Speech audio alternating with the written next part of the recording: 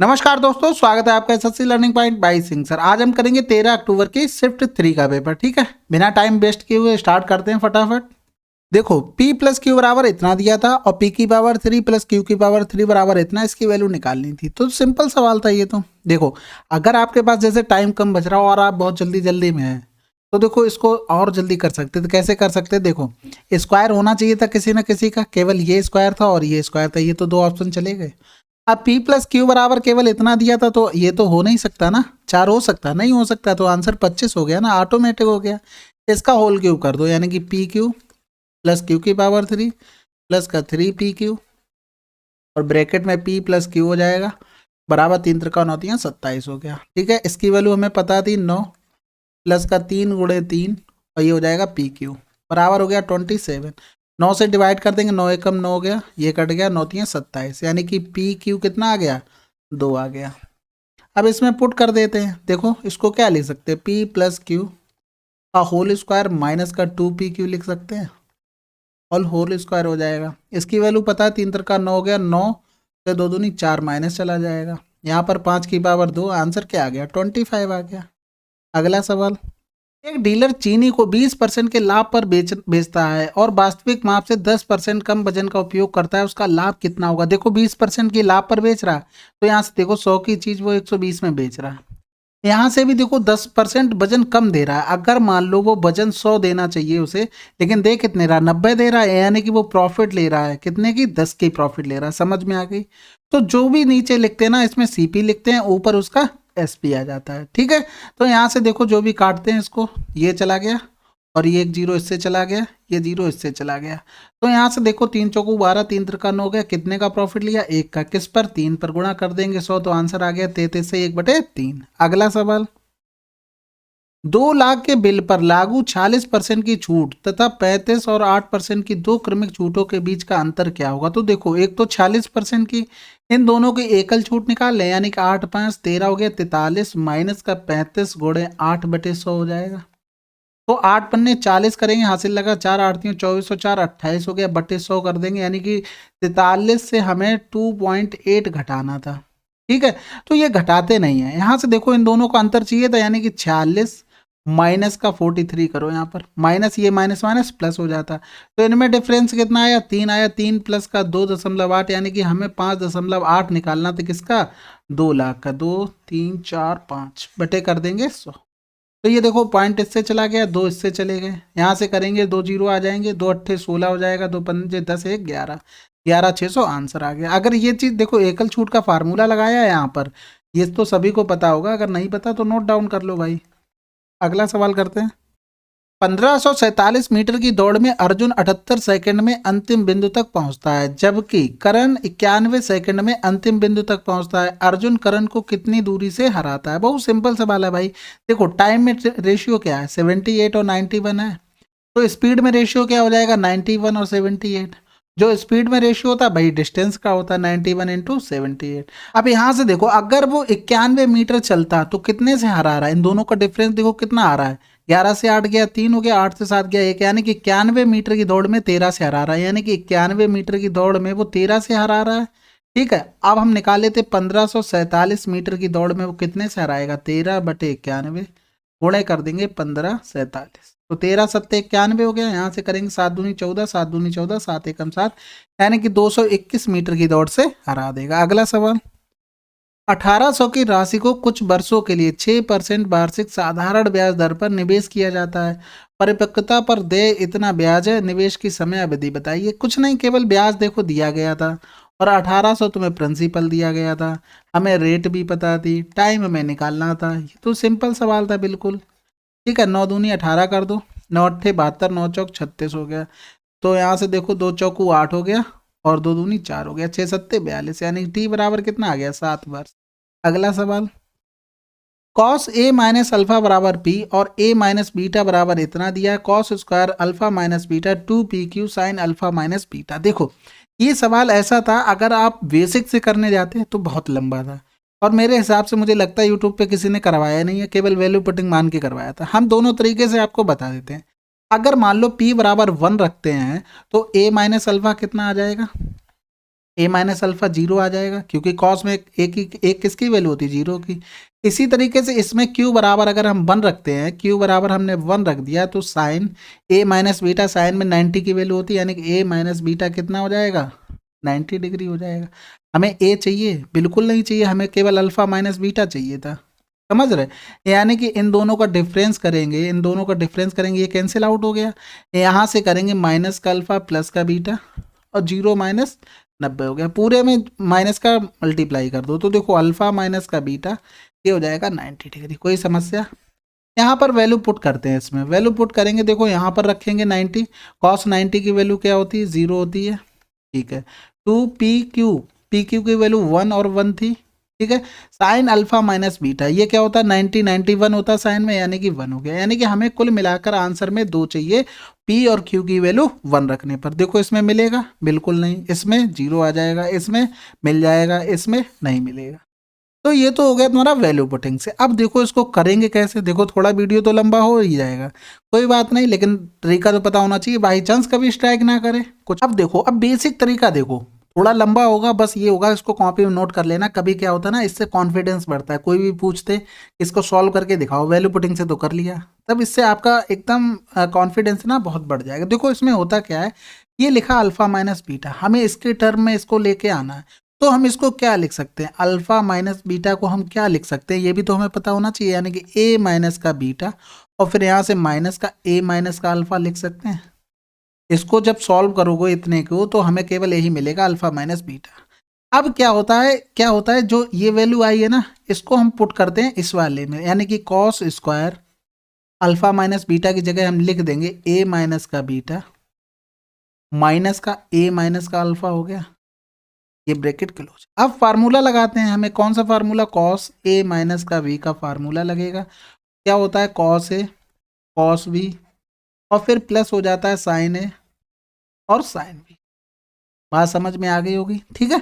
अच्छा सवाल है, इसको देखो सबको ही नहीं करवाया, मुझे लगता है यूट्यूब पे तो होगा नहीं मेरे हिसाब से जहाँ तक है, लेकिन फिर भी मैं कोशिश कर रहा हूँ, ठीक है। फिर यहाँ से देखो, आप फार्मूला खोलते हैं, तो देखो कॉस ए माइनस का बीटा कॉस ए माइनस का अल्फा साइन ए माइनस का बीटा, और इधर हो जाएगा साइन ए माइनस का अल्फा, ठीक है।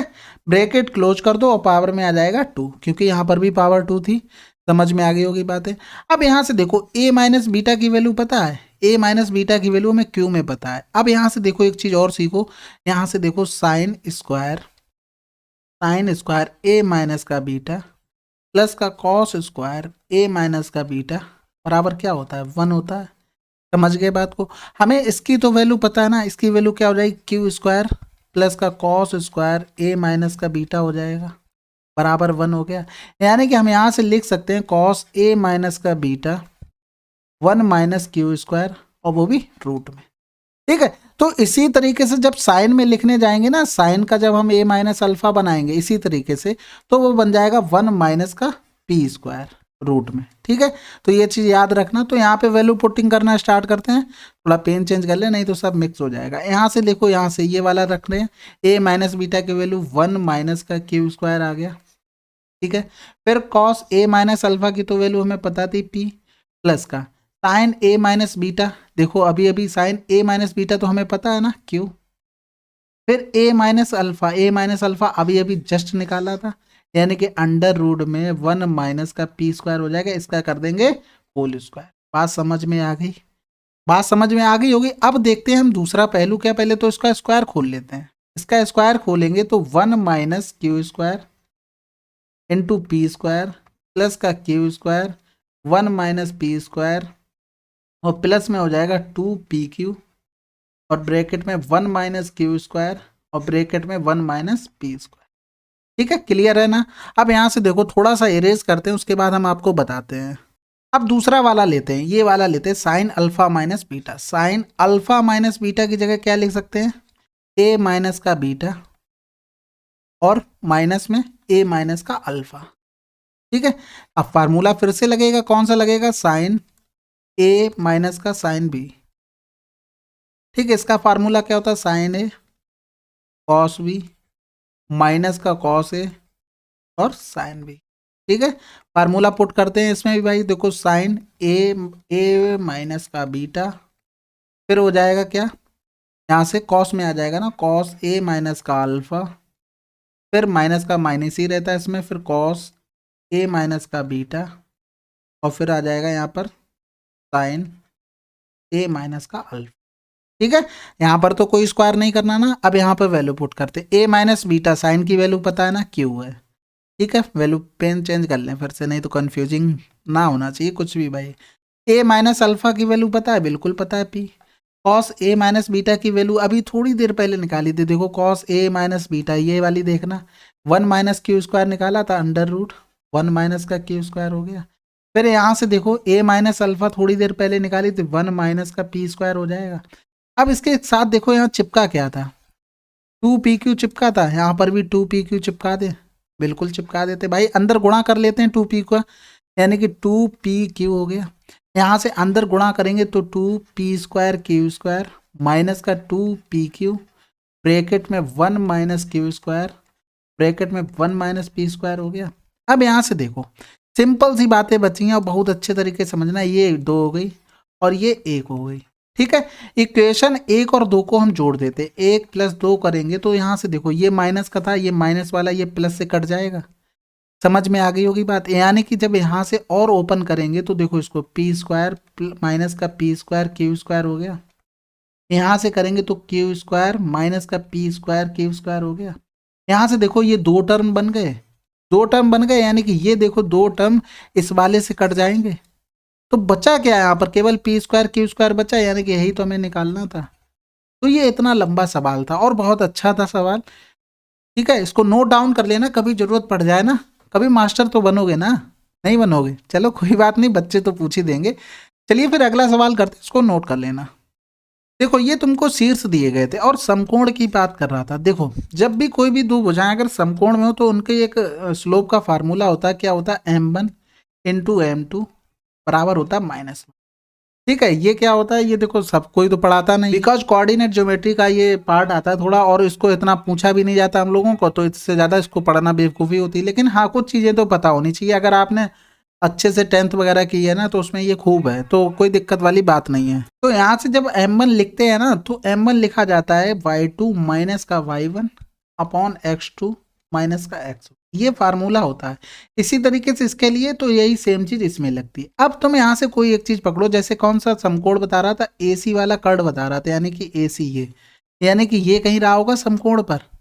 AC जब कर्ड हो गया तो ये समकोण पे रहा होगा, तो इसको हम पकड़ लेते, बस इसको पकड़ लिया, जिंदगी झिंगा लाला। ठीक है, तो यहाँ से पकड़ते हैं इसको, यहाँ से किया y1, ठीक है, तो y2 माइनस का y1 किया, y1 कितना हो गया 21, इन दोनों का अभी कर रहा हूँ, ये चीज ध्यान रखना। फिर यहाँ से हमने नीचे देखा तो x2 माइनस यानी 3 माइनस का 12 हो गया, मल्टीप्लाई। अब इसको जो कुछ भी मान लिया ना ये वही रहेगा, अपनी ही पोजीशन पे रहेगा, इसको बिल्कुल हटाना नहीं है, जैसा दिया गया वैसा ही हमने, जैसा इसमें पुट किया वैसे ही। देखो p माइनस का 0 हो जाएगा, फिर यहाँ से देखो क्या हो जाएगा, 3 माइनस का 9 हो जाएगा, बराबर क्या हो गया, माइनस का 1। अब इसको सॉल्व करते हैं तो देखो यहाँ से p माइनस का 21 बटे 12 से 3 जाएगा माइनस का 9, मल्टीप्लाई p अपॉन 3 से 9 जाएगा माइनस का 6 हो जाएगा। तो यहाँ से ये तो कैंसिल आउट हो गया, तो यहाँ से देखो p माइनस का 21 इंटू पी बराबर 54 हो गया। अब यहाँ से देखो p की वैल्यू हम ऑप्शन से निकालते हैं, 4 रखेंगे, देखो 21 से 4 घटाएंगे, कोई फर्क पड़ना, बिल्कुल नहीं पड़ना, यहाँ पर माइनस और कर लो भाई। ठीक है, अब यहाँ से देखो 6 रखेंगे, कोई फर्क नहीं, सीधा 3 रखते हैं, क्योंकि 3 से ही हमें दिख रहा था 18 3 54 होता है, इसलिए हमने 3 रखा। लेकिन 4 के टेबल में आता है कहीं 54, भाई करके देख लो, नहीं आता ना, 5 में 54 से डिवाइड हो जाएगा, नहीं होगा। 6 से हो सकता था, लेकिन 6 से यहाँ रख रहे थे ना, तो 6 से जैसे ही हमने रखा तो यहाँ माइनस का 15 मिल रहा था, यहाँ 15 छक्का 90 पहुंच रहा था, इसलिए 3 ऑप्शन सबसे सुटेबल हमें लगा। तो कुल मिलाकर आपको केवल 2 ऑप्शन चेक करने थे। तो ये चीज़ें थोड़ी नोट डाउन कहीं कर लेना, अच्छी चीज़ें होती हैं। ये क्या होता है ना कि बहुत कम सवाल आते हैं इससे, तो इसलिए ये पढ़ाया नहीं जाता। लेकिन हाँ जो भी आते हैं उनको आप कम से कम इतना तो करते ही रहो, रटते हो उनको, कि आगे कभी ऐसा सवाल आए तो हम कर लें। अगला सवाल देखो, दशमलव का रूप योग, ये भी नहीं कर पाओगे भाई, ये भी बताना पड़ेगा। चलो 037, ये 7 हो गया, 5 हो गया, 12 हो गया, 2 हो गया। अगला सवाल, यदि एक परिवार में 24 दिनों के लिए गेहूं की खपत 60 केजी है, 18 दिनों के गेहूं की खपत क्या होगा? देखो 24 दिनों के लिए कितनी है? 60 है। हमें 18 दिनों के लिए निकालनी थी, यानी कि 60/24 गुणे 18 हो गया।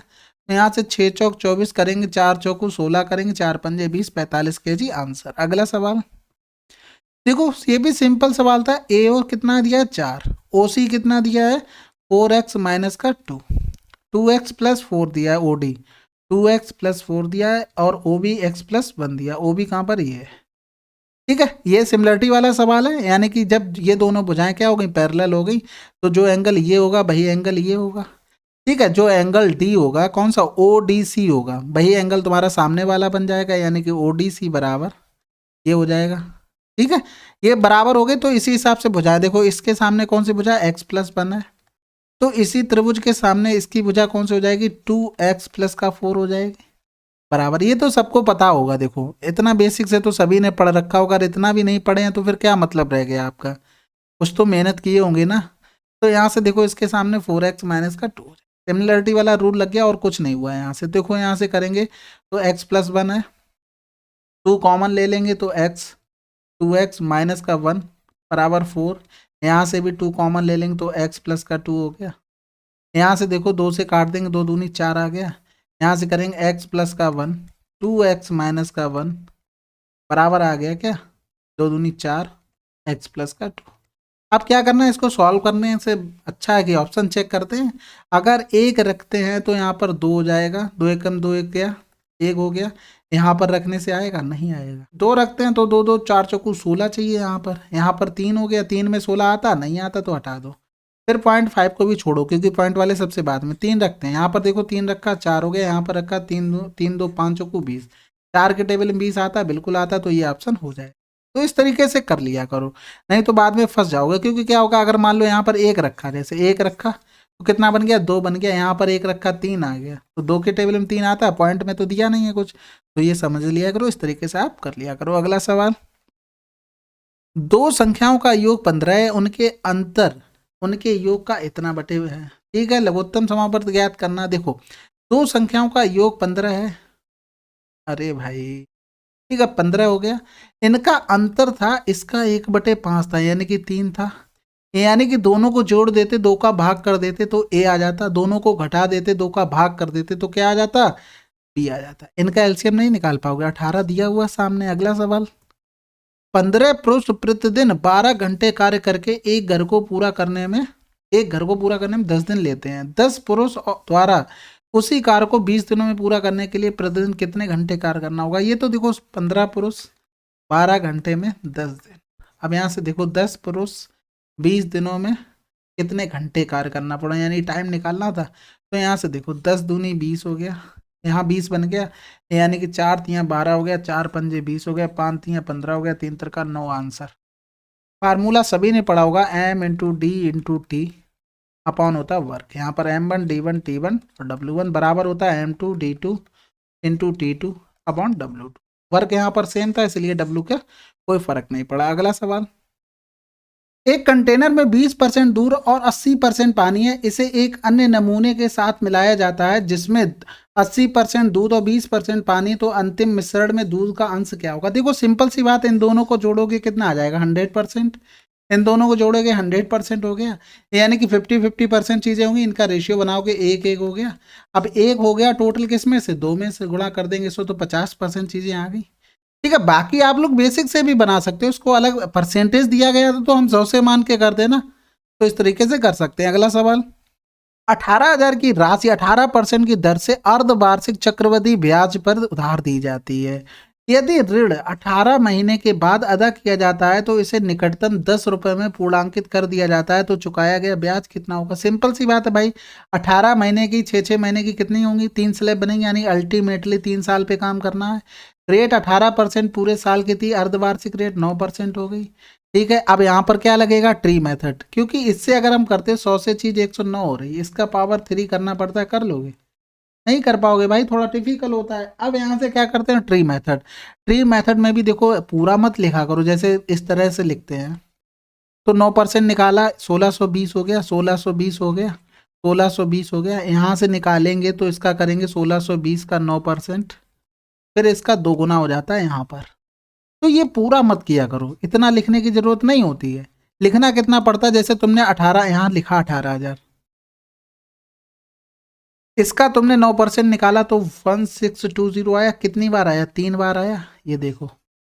ठीक है, उसके बाद प्लस 1620 का 9% किया। लेकिन प्रैक्टिस से चीजें ये बनती हैं, अगर प्रैक्टिस नहीं कर रहे हो तो दिक्कत है। यहाँ से आ जाएगा 3। 3 क्यों आ गया, या थी ये दोनों चीजों को जोड़ते और ये वाला पार्ट कॉमन ले लेते तो 2 + 1 3 हो जाता। समझ गए ना, तो ठीक है। यहाँ से चला गया ये, यहाँ से किया तो 3 दूनी 6, 16 तियाँ 4860 यहाँ से मिल गया। अब इसको गुणा करते हैं, 9 तियाँ कितना होता है, 27 होता है। यानी 27 की 9 तियाँ 27 दूनी 54 की 4, यहाँ से लगा 5 हो गया। 27 छक्का 162, 162 और 5 167 हो गया। यहाँ से लगा 16 हो गया। और 27 से कम 27 और 6 33 और 10 43 हो गया। यानी कि 437.4 आ गया। इसमें जोड़ते हैं, यानी कि 4 हो गया, 7 हो गया। यहाँ से जोड़ेंगे तो 6 3 9 हो गया। फिर 8 4 12 की 2 हो गया। यहाँ से लगा 1 हो गया, यानी कि 52 9 7 4 हो गया।